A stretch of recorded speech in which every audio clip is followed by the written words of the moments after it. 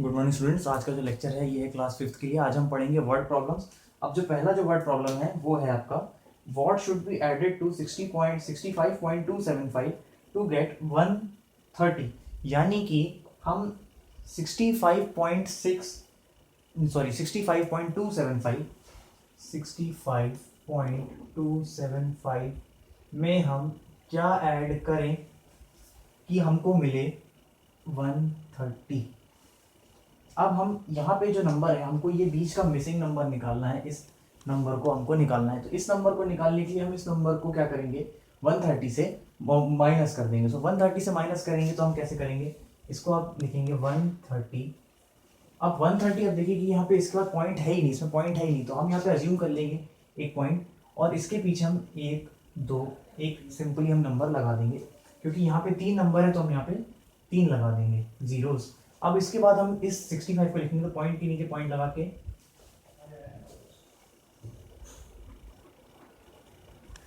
ये हो जाएगा 5 6 और 2 7 5।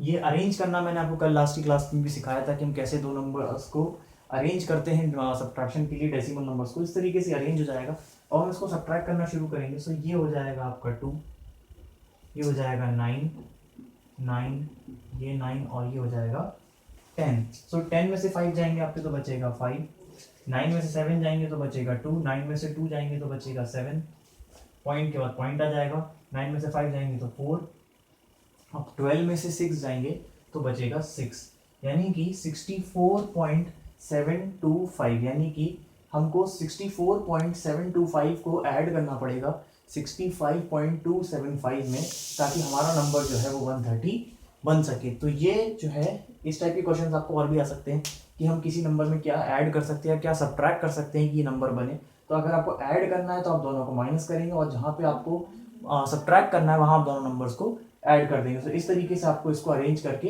इसको सॉल्व करना है। तो ये पहला क्वेश्चन था, उसका सोल्यूशन है, इसको आप नोट कर लीजिए।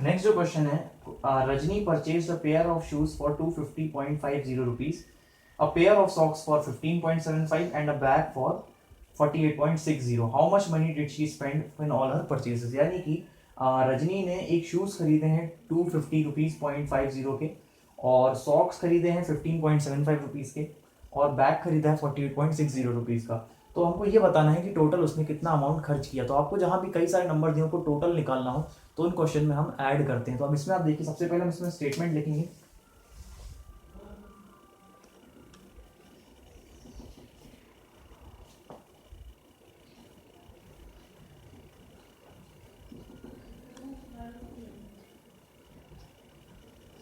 तो कॉस्ट ऑफ जो शूज हैं, जो कॉस्ट ऑफ शूज जो है वो है 250.50 रुपीज। नेक्स्ट जो है cost of socks,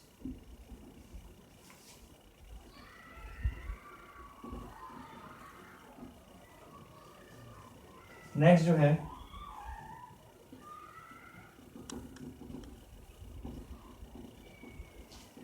cost of bag जो होगी वो होगी 48.60 रुपीज।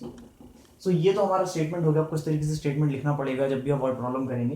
तो आपको इस तरीके से प्रॉपर पूरा आपको मेंशन करना पड़ेगा कि किसकी कॉस्ट कितनी है, शूज की कॉस्ट है इतनी, सॉक्स की इतनी, बैग की इतनी। अब आपको करना ये है कि total amount, so total amount spent is equals to हो जाएगा इन तीनों का सम। तो इन तीनों को हम सम करते हैं सबसे पहले। तो यहाँ देखिए कि पॉइंट के बाद यहाँ यहाँ यहाँ तीनों जगह 2 ही नंबर है, तो पॉइंट लगा लीजिए पहला 250.50। नेक्स्ट है आपका 15.75 7.75 और तीसरा है 48.60। तो ये 3 नंबर है, हमको इनको ऐड करना है, तो ऐड करेंगे इनको, तो 5 हो जाएगा यहाँ 5।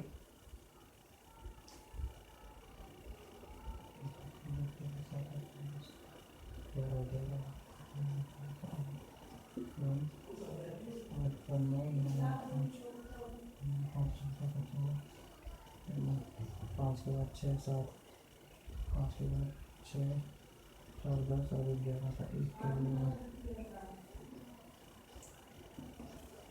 सो जो आपका टोटल अमाउंट आएगा वो आएगा 314.85 रुपीज़, यानी कि 314 और 81 पैसों का खर्च हुआ। तो ये हो जाएगा आपका क्वेश्चन, और आपको एडिशन भी आपको सॉल्यूशन में ही शो करना है, ये रफ वर्क में नहीं आएगा, और ये आपका आंसर इस तरीके से हो जाएगा। तो ये क्वेश्चन का सॉल्यूशन है, इसको आप नोट कर लीजिए।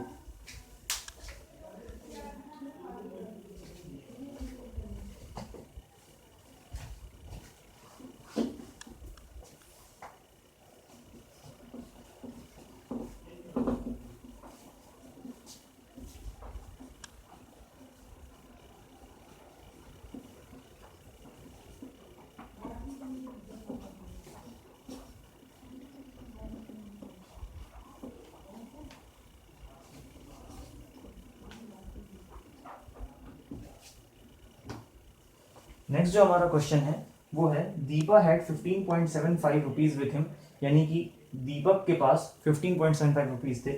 His uncle gave him 50 rupees on his birthday, he spent 45.50 rupees to buy some games, how much money did he left with him. यानी कि दीपक के पास 15.75 रुपीज पहले से थे, और उसके अंकल ने उसको 50 रुपए और उसके बर्थडे पर दिए, और उन टोटल पैसों में से उसने 45.50 रुपीज से कुछ गेम्स खरीदे। तो बताइए कि अब उसके पास कितने पैसे बचे हैं। तो सबसे पहले यहाँ पे हमारे पास दो वैल्यूज हैं कि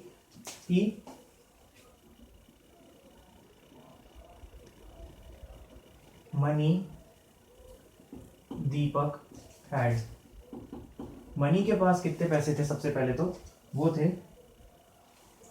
15.75 रुपीज। नेक्स्ट है आपका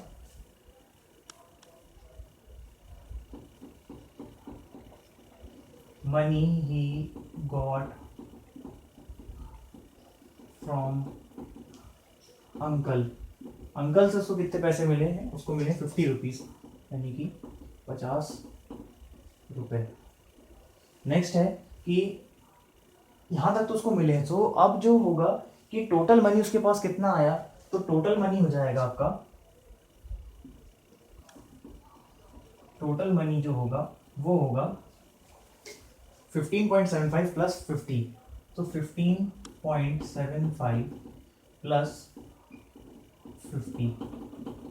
सो यहाँ पे आप देखिए कि पॉइंट के नीचे पॉइंट है, तो इसको यहाँ पे जो हम प्लस करेंगे तो 5 7.5 और 6, यानी कि 65.75 रुपीज जो हैं उसके पास थे। अब उसने स्पेंड किए, सो मनी स्पेंड जो किया वो किया आपका 45.50 रुपीज।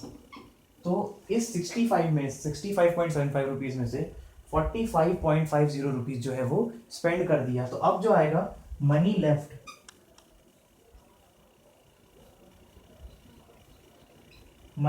वो जो बचेगा वो बचेगा आपका 65.7 में से 45.50 हम माइनस कर देंगे, यानी कि 65.75 में से 45.50 इसको हम सब्ट्रैक्ट कर देंगे। तो सब्ट्रैक्ट करेंगे तो यहाँ आ जाएगा 5, यहाँ बचेगा 2 पॉइंट, और यहाँ बचेगा 0 और यहाँ बचेगा 2, यानी कि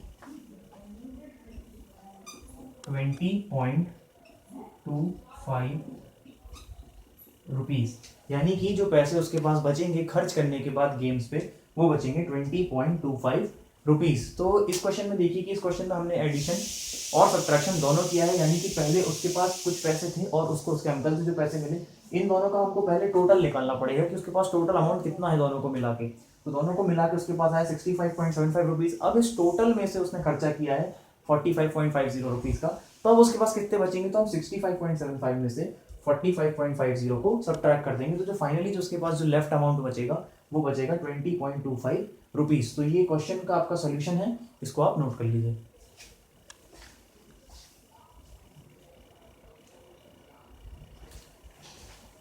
आज की क्लास में हमने पढ़ा कि वर्ड प्रॉब्लम्स को कैसे सॉल्व करते हैं। ध्यान रखिए, आपको वर्ड प्रॉब्लम्स में सबसे इंपॉर्टेंट चीज़ जो है वो है उसका स्टेटमेंट। ये स्टेटमेंट लिखना बहुत ज़रूरी है। स्टेटमेंट आपका एकदम क्लियर होना चाहिए, यहाँ वैल्यूज़ क्लियर होना चाहिए। जब आप सॉल्यूशन स्टार्ट करें तो आप इस तरीके से मेंशन करिए कि आप सॉल्यूशन स्टार्ट कर रहे हैं, उसको सॉल्व करिए। उसका जो कैलकुलेशन है, क्योंकि अभी आपकी क्लास छोटी है, 5th क्लास में आप, तो ये कैलकुलेशन अभी आपको दिखाना सॉल्यूशन का पार्ट है, ये रफ वर्क का पार्ट नहीं है।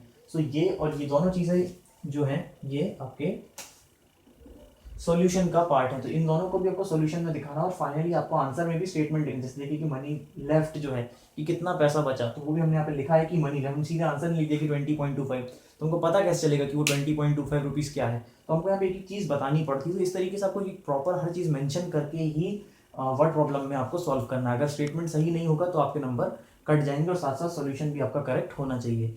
आज की क्लास के लिए इतना ही। Thank you.